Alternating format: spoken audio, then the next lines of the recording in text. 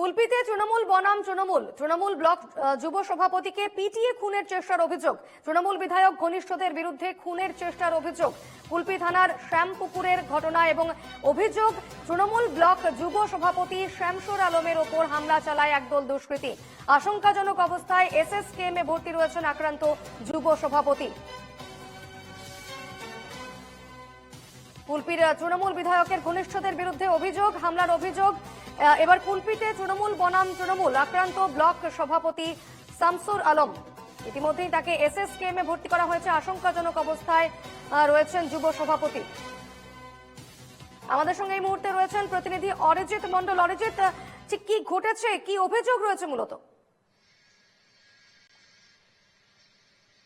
হ্যাঁ দেখো দীপর্ণা, তোমাকে জানিয়ে রাখবো মূলত গতকাল সন্ধ্যেবেলা যখন এই কুলপির ব্লক যুব সভাপতি শামসুল আলম মীর তিনি রোজার ইফতার সেরে শাম্বসুরচক এলাকায় ফিরছিলেন, তখনই কিন্তু যে সমস্ত দুষ্কৃতী তাকে লক্ষ্য করে অকথ্য ভাষায় গালিগালাজ করতে থাকে এবং তারই প্রতিবাদ করেছিল এই শামসুর।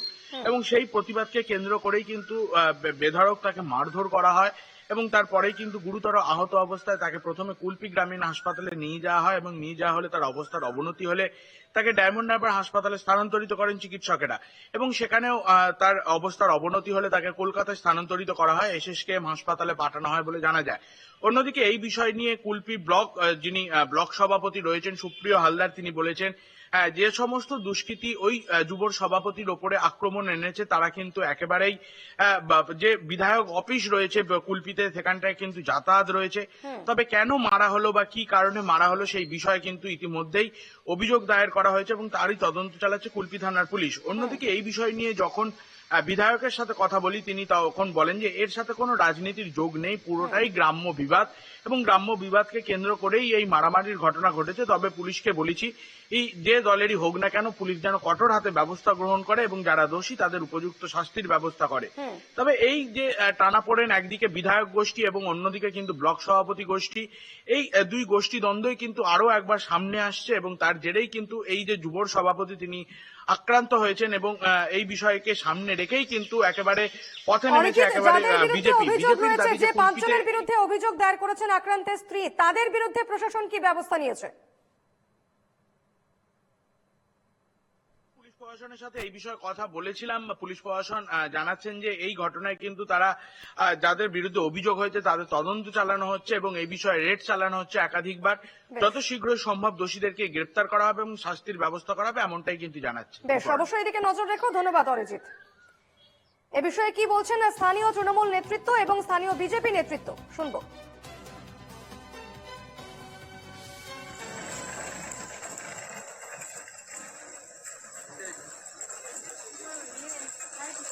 সভাপতি কুলপি ব্লক শামসুল আলম মীর ও ইফতার টিফতার করে শাম্বসূচক আসছে এমন সময় কিছু দুষ্কৃতী এর আগে আমাদের অনেক তৃণমূলের মেম্বারকে মেরেছে এবং তার কেসও অলরেডি থানায়ও আছে।